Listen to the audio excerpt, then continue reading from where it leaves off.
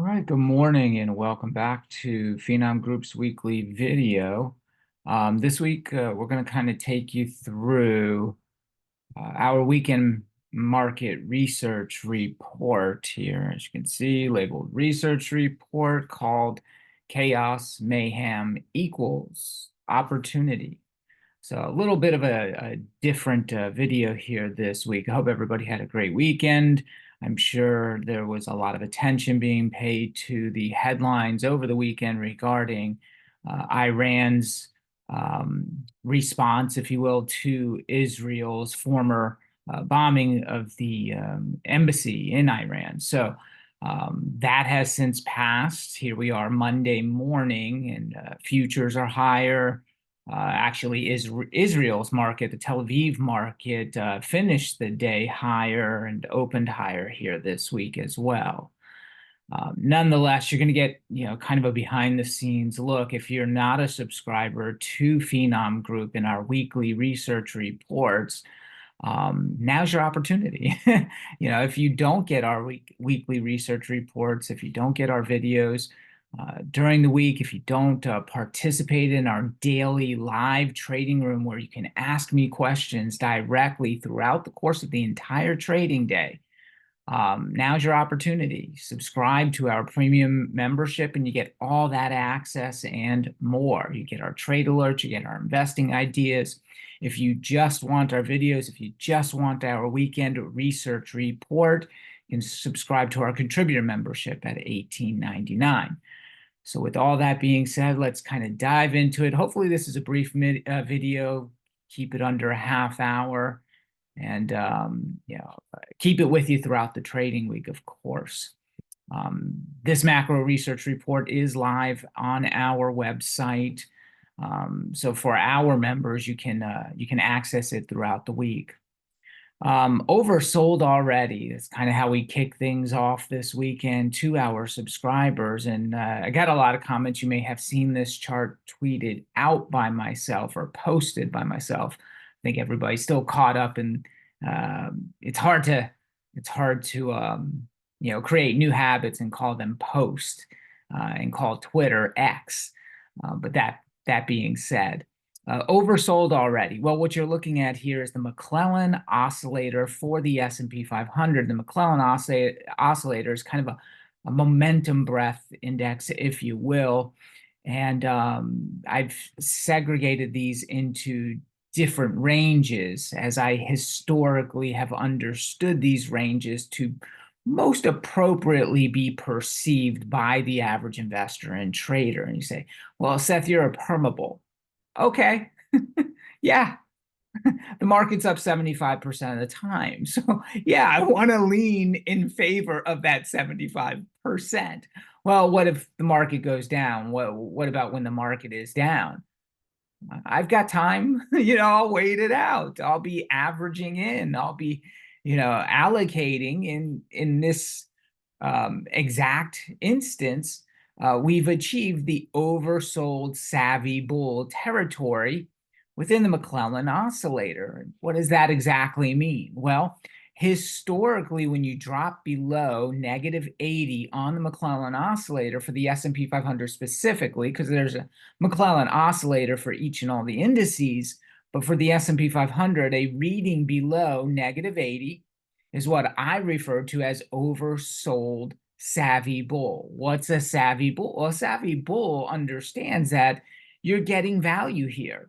With respect to the current uptrend, you are getting some degree of value above and beyond, markets being at all-time highs. The S&P 500 is now, pulled back a good 2% and quickly achieved oversold savvy bull territory. Well, it can get worse, Seth. Yes, it can. I'm not discounting that. I'm agreeing. It can get worse. Nonetheless, history teaches us that you still want to be buying value. You don't have to buy all at once. Maybe you buy a little bit here. Maybe you're buying the S&P 500 here. Maybe you're buying the S&P 500 there. Either way, history dictates. All right, and what the data tells us is that the S&P 500 McClellan oscillator is in oversold savvy bull territory as of Friday's close. A reading of negative 80 or greater is the line of demarcation from the neutral bull territory to oversold savvy bull. Typically, and in bull markets, this is an oversold condition that finds a bounce in the very near term. And since the bull market began in October 22, it has bounced within days. So the oversold conditions have been remedied within days. Most of these bounces have resulted in a 4% rally. In fact, going back 4 years, every single time the S&P 500 McClellan oscillator has dipped below 80, it has bounced within a week and bounced by 4% or greater. In fact, the last occurrence, the last one that I posted was in August of 2016. Sure enough, within a week, it bounced by about 4.5%. Now, if you look at the chart here, you can recognize, well, here's 2024, the McClellan oscillator, and it dipped below negative 80, right? That was about mid-January. What has transpired since? Well, most of you know we've set all-time record highs. We went as high as, for round number's sake, 5,250 on the S&P 500. That's a great deal more than the 4% plus that I'm using for this particular study now. So that's how we kicked off our weekend notes with some evidence supporting my narrative. Going into this weekend, we saw a lot of protection being bought on Friday. The VIX was up substantially. The VVIX, which is the volatility index, was also up substantially.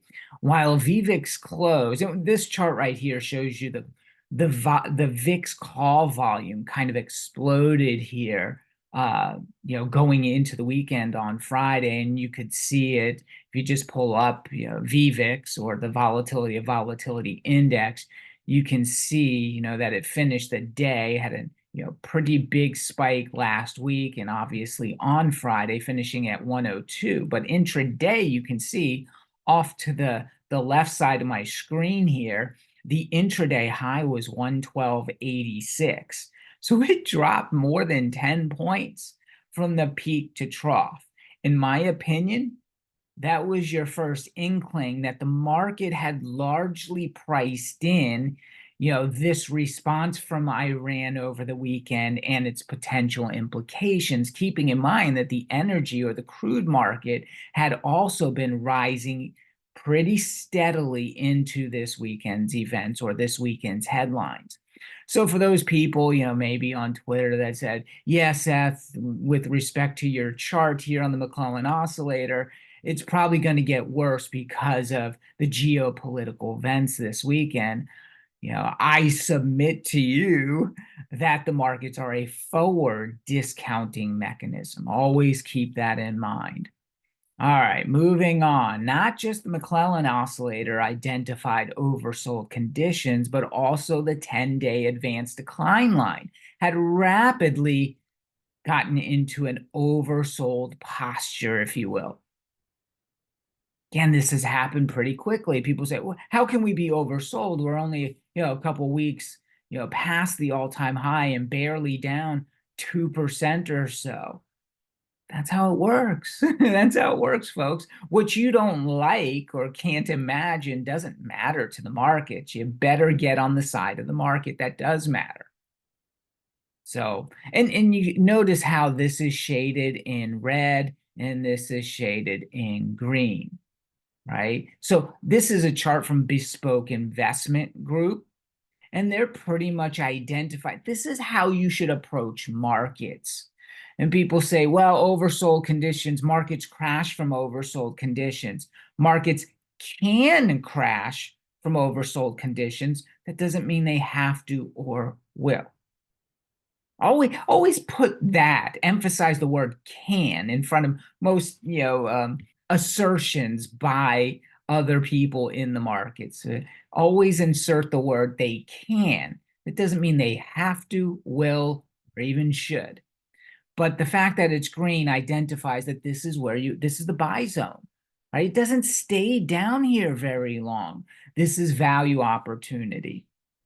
All right, so heading into this week, April showers turn to flowers, maybe the first 2 weeks of April, which the markets have been down in usually what is a very positive month of returns.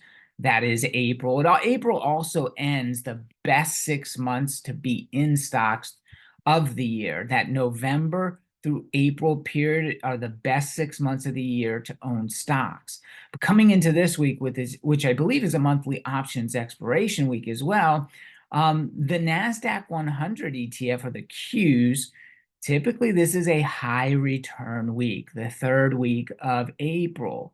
Not many deliver a more positive return, just a few others. It's like the fourth best week of the calendar year for returns for the Nasdaq 100. Similarly, the S&P 500, as you can see, I've put in this rectangular box coming into this week is also no negatives, right? These are all positive return days for the S&P 500. A quick glance of this for the month of April, shows also, well, usually the first couple of weeks are also positive, but it hasn't been this time. Indeed, this is an average, right? This is the average return per calendar day per month throughout the course of the year. Is this year the average year, right? Up 10% plus in the first quarter of the year? I'd say no, it's not the average year. Nonetheless, this is good data to keep in mind when it comes to the probabilities coming into this trading week and through the rest of the month. Most of the time delivers a positive return for the S&P 500. Most of the time delivers a positive return for the Qs or the Nasdaq. Reported earlier this week. So not only with your subscription to Finom Group do you get these weekly reports, but throughout the week we're doing videos. We have our trading sessions. We also have throughout the week we have notes, updates on some of the studies, the quantitative data that we're looking at. And this was one that we reported in the middle of the week last week that I'm just updating our members. Reported earlier this week, the Nasdaq 100 above the 50-day moving average, and ended a streak about 2 weeks ago of 153 calendar days above its 50-day moving average. Typically when that happens, and these are past streaks, of 130 or so or greater days above the 50-day moving average. Historically, 6 months later, the Nasdaq 100 is still higher 90% of the time, the average return 9%. 12 months later, a year later, after the streak is broken, the Nasdaq 100 is higher 95% of the time, and the average return is 14%. Indeed, wouldn't you guess, the one time that it delivered a negative return 12 months later was the dot-com bubble bursting. All right, moving on. Is this like the dot-com bubble? No. Do you have a material spike when it comes to productivity and the profit per unit of real gross value added to corporate's bottom line? Yes, you do, and to the highest level in history. This is not like the dot-com bubble, folks. Beautiful quantitative data here from the famous quant himself, Wayne Whaley, over the weekend. And what it shows us is that when the first quarter of the year was positive, right? The first quarter positive, we were up a little more than 10% in the S&P 500. But the March 31st, so the end of the quarter through the first 11 days, or April 11th, was negative, which has happened this time. Historically, from the 11th through the 20th of April, up 14 times, down never. Again, as an investor, you want to know what your probabilities are going forward. And that's what this data offers. The probabilities for the market to deliver either positive or negative returns going forward based on this set of criterion. 14-0, folks. And, you get your pessimists out there that will say, well, there's a first time for everything. You could have said that the 13, the 12, the 11, the 10, every single time that this occurrence has occurred here. And now it's happened a 15th time. We'll see if we can remain 15-0. In my opinion, when you see odds like this, when you see probabilities like this, you lean into those probabilities. You don't want to be contrarian.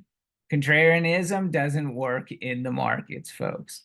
Here's another study we looked at. Again, earlier we talked about volatility jumping and the protection being sought after by investors in Friday's session. And you say, well, isn't that a heralding of more volatility to come? It could be, but again, more often than not, when the VIX jumps greater than 40% in 10 days, but VIX level is still less than 20, and coming into today's session, it is still less than 20. Historically, no. Historically, S&P 500 returns, and more than likely, volatility is about to settle down. We look at the percent positivity rate 2 weeks later, 76%. 1 month later, 70. They're all 70. 12 months later, 81% of the time the S&P 500 is higher. So no, in this particular set of criterion, volatility does not beget volatility. It's not perfect. It's not the 100% that we see here. But still, the odds are in your favor that the S&P 500 tends to deliver positive returns after a spike in volatility of greater than 40%, but with the VIX still closing below 20. As I mentioned earlier, are you ever not bullish? Somebody had responded to me over the weekend in one of my posts on X. Are you ever not bullish? And I say very clearly, is there any other way to do this right? Market is up 75% of the time. Shouldn't I lean into that probability with my approach to markets? It's not really a question. I mean, it should be common sense. And if it's not, that's why there are registered investment advisors and portfolio managers out there. Seek them for guidance. All right. Every quarter I kind of look at this. This is, basically your institutions, your hedge funds, your mutual fund performance. And I, highlighted here that, they've underperforming consistently over every 20-year period. It doesn't matter what strategy they're employing. S&P Composite 1500 types of funds, mid cap 400 funds, the S&P 500 large cap fund. Most of the time, these hedge funds, these mutual funds are going to underperform the market. Historically, 94%, they're all 90 percentiles, all of them. But I thought the professionals were on CNBC. Well, what's your definition of a professional? What's your definition of an expert? In my opinion, what this validates is that the definition of an expert is somebody who's willing to take your money, knowing that if the only thing you did was buy the S&P 500 index ETF, you would do better than them. Because this is benchmarked to the S&P 500, and 94% of the time, they are underperforming the S&P 500. How is this even legal then, Seth? Yeah, I know. It's another soapbox to get on, quite frankly. One of the things I often, and one of the reasons why this person posted is that, look at the market on Friday, Seth. We're down 2%. We're due for a bigger pullback. We haven't had a 5% pullback in, 120, 130 trading days. We're due for one. Well, the next time that you find the schedule for the S&P 500, send me it. Send me that schedule that the S&P 500 is supposed to be on. People act as if the market, like you and I, right? We clock in and we clock out for work. That's not how the market works. That's how humans work, right? So we have these expectations, but you gotta kind of sweep that under the rug and say, trend is your friend. This is an above average market year thus far, and I've got to lean into that. I've got to respect the price action. So am I buying the dip? Absolutely. I'm buying every way, every moment of the ways down. Why? And how am I able to do that? Because I've been selling in dribs and drabs on the way up as part of my game plan coming into this year. That's what I've been doing. So now I can buy in dribs and drabs on the way down. I can recapture, the core holdings that I want to recapture. I can capture trading positions around those core holdings that I have, so on and so forth. Warren Buffett says the same thing. You want to be buying every and all dips. What if it goes into a bear market? So you're telling me we're going to get better value? Thank you. I want better value. I've got time. I'm in my 40s. If you're in your 30s, you got even more time. In your 20s, you got even more time. What's the problem here? It's all about your posture to the market. You can either work with the market or you can work against it. But the market will eventually usher you out the more and more you work against it. That being said, here's Warren Buffett's notes when it comes to finding value. The logic is simple. If you are going to be a net buyer of stocks in the future, either directly with your own money or indirectly, you are hurt when the stocks rise. You benefit when stocks swoon or when they fall. Emotions, however, too often complicate the matter. Most people, include those who will be net buyers in the future, take comfort in seeing stocks price advance. Think about it this way. Would you rather buy high or would you rather buy low? Right? As investors, we want to buy low and sell high. How much comfort do you find in buying high? Yet, for whatever reason, when stocks are going up in price, that's what we tend to do. Not saying it can't work that way, right? If the trend is up and you buy up, well, you just have to sell even higher.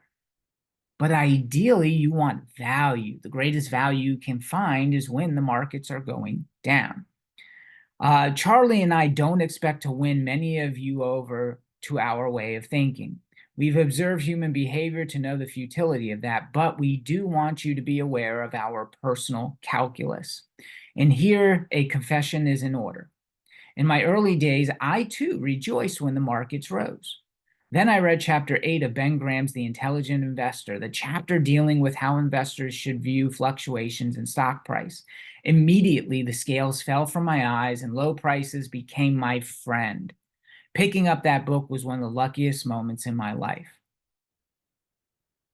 Again, are you ever not bullish? Down is good to me. I'm sorry, but down is good. I'm getting value. I'm getting a cheaper price. I'm getting an easier probability also that I'll get a higher price in the future. Down is good. Up is simply better over time. One of the well, congratulations if you're in Amazon, right? Because we've been buying Amazon since it was $81 a share in 2022. Remember when nobody wanted to touch the FANG stocks, now being called the Magnificent Seven? And I just highlighted here the best S&P 500 stocks in the month of April over the last 10 years.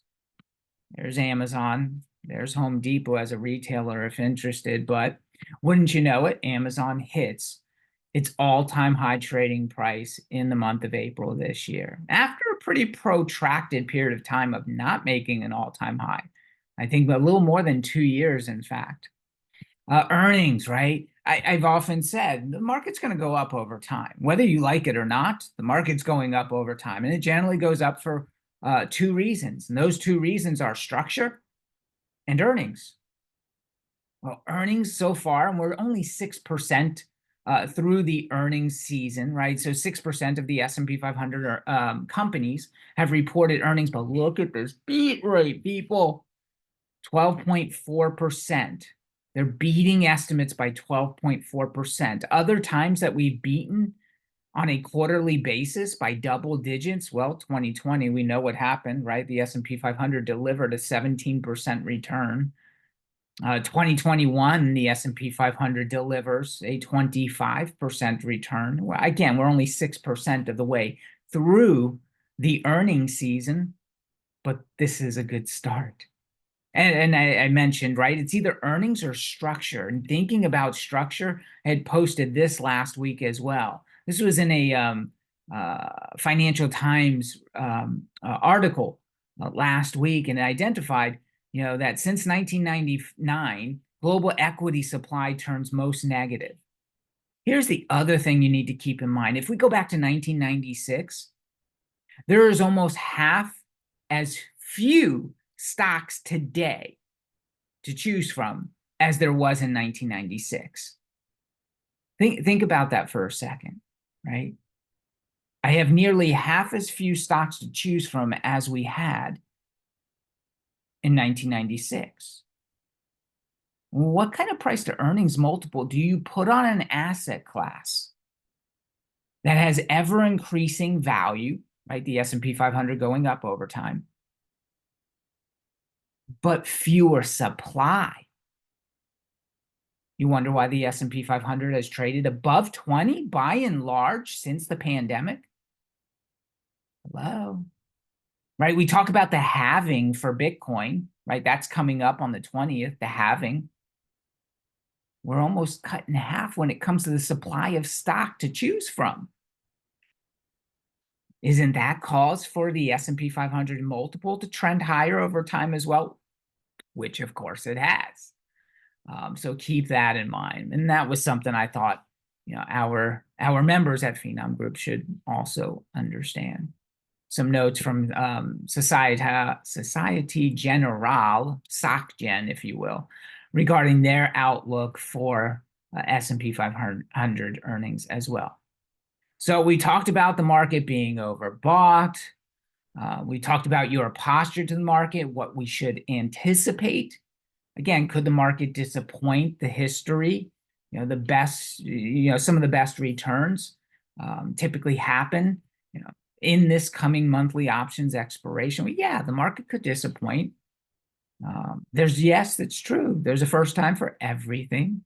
I don't discount that. I don't, leave that out of the equation. Having said that, investing is about probabilities, not possibilities. Everything's possible. One day I might be able to fly on my own. It's possible. Is it probable? Not really. With that being said, I hope you enjoyed this weekend's video. If you are not a member already, get your subscription. Take care, everybody, and have a great trading week.